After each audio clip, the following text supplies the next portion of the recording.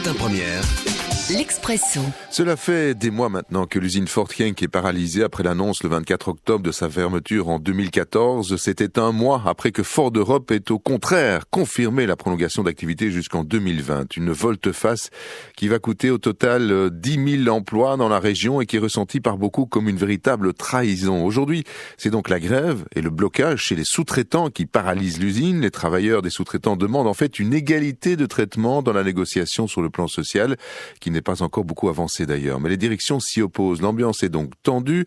Pour rappel, jeudi soir, les négociateurs ont été retenus contre leur gré plusieurs heures par les contestataires dans la maison communale de Genk. Écoutez ce reportage sur la situation sur place, un reportage de Marc Molitor et Vincent Vanove devant les portes des entreprises paralysées. Aucune voiture n'est sortie. Nee. Tu vois à la gauche, toutes les voitures. Et combien? À peu près 7000. 7000. Ils sont déjà 3 mois là. Il y a des pièces pour les Volvo. Ah oui. Et ça vous a empêché de sortir aussi? Oui. Donc les voitures, les pièces détachées. On n'a rien maintenant. Un feu de palettes, quelques caravanes préfabriquées et tentes. Le piquet à l'entrée de Ford Genk sert surtout à vérifier qu'aucune voiture ou pièces détachées ne sortent. C'est le trésor de guerre, le stock.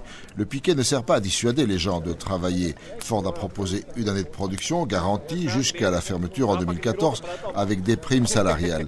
Le 7 janvier, une faible majorité de travailleurs l'a accepté par référendum. Des questions compliquées et un résultat étriqué. Les dirigeants syndicaux donnent le signal de la reprise, mais elle est immédiatement avortée. On veut bien travailler, mais c'est les autres fabriques qui ne veulent pas. Les fournisseurs, on dit, les suppliers. Ils ne veulent pas travailler. Alors, oui. s'ils ne donnent pas de matériel, on ne peut faire rien. Et vous êtes ensemble, vous discutez avec eux ou... Non, normalement, on n'a rien à faire avec eux. Bon. Nous sommes la Ford et les autres fabriques, c'est pas Ford. Ah oui. On n'a rien à voir avec eux. Et vous êtes fâché contre eux? Je ne les comprends pas. Il n'y a rien sur papier. On ne sait pas ce qu'on aura, on ne sait rien. Ils font grève. Mais attendons plutôt les propositions de Ford et de leur direction. Et si ça ne va pas, alors oui, faisons grève. Mais maintenant, on n'a encore rien. Alors pourquoi faire grève? Les pièces nécessaires à la production des voitures n'arrivent donc plus. Des travailleurs des 4 grosses entreprises sous-traitantes proches ont bloqué les accès de leurs entreprises. Un autre piquet. Si nous autres ne travaillons pas, Ford ne travaille pas non plus. Tout est lié avec Ford. Si Ford il a le chômage, nous on a le chômage. Si Ford mange, nous autres on mange. Si Ford ne mange pas, nous on ne mange pas. Une dépendance à 100%, mais qui se retourne aujourd'hui contre Ford, paralysé par la grève des travailleurs des sous-traitants. Ces travailleurs voudraient bien être représentés à 100% aussi dans la négociation et que Ford et les patrons des sous-traitants assument ensemble les charges de la fermeture dans un plan commun à tout le monde. Refus des patrons qui ont saisi la justice et obtenu des astreintes si le blocage continue. Les grands chefs syndicaux sont eux aussi réticents et ils ne reconnaissent pas cette grève. Colère au piquet. Chez Ford, beaucoup auront la prépension. Ils sauront à quoi s'attendre. Tandis qu'ici, eh bien, presque tous sont des jeunes. Mais qu'est-ce qu'on va devenir ? Comment retrouver du travail avec autant de monde qui perd son emploi en même temps? On ne sait rien. C'est aussi pour ça qu'on fait grève et on ne reçoit aucune indemnité de grève. On est sur le même bateau maintenant, le bateau est en train de couler. On a tous le même droit. La négociation n'est pas commune pour le moment. Ils ne se mettent pas d'accord. C'est des négociations séparées. Séparés, oui. Et donc vous pensez que Ford devrait pouvoir payer pour vous aussi? Ben ouais. C'est ce que, ils ont prévu du travail jusqu'à 2020. Qui nous paye jusqu'à 2020 alors? Et vous n'avez pas des délégués syndicaux ici avec vous? Si.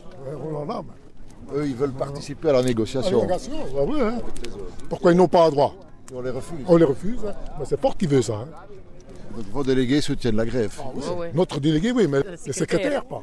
Ils ne reconnaissent pas notre grève, non. Non. On n'est pas payé. Rien du tout, on n'a rien. On perd 30 € chaque jour. Et vous craignez que lundi, il y ait une intervention pour sauter le piquet? Et si on doit rentrer à l'usine, on rentre. Mais si on travaille, ça... On peut faire aussi des actions là. On peut faire aussi là. On peut faire des actions à l'usine. On va travailler doucement. Qui a encore l'envie de travailler? Voilà. Parce qu'on doit produire 1000 voitures par jour. 1000 voitures. Et quand elle aura sa production, elle aura sa voiture, qu'est-ce qu'elle va dire? Monsieur, merci pour avoir votre travail, vous n'avez plus besoin de vous. Et voilà. Voilà, reportage de Marc Molitor et Vincent Vanneau. Restez bien avec nous, on tourne une page de pub avant de feuilleter la presse du jour avec Nicolas Van Hunsrijk. À tout de suite. La première.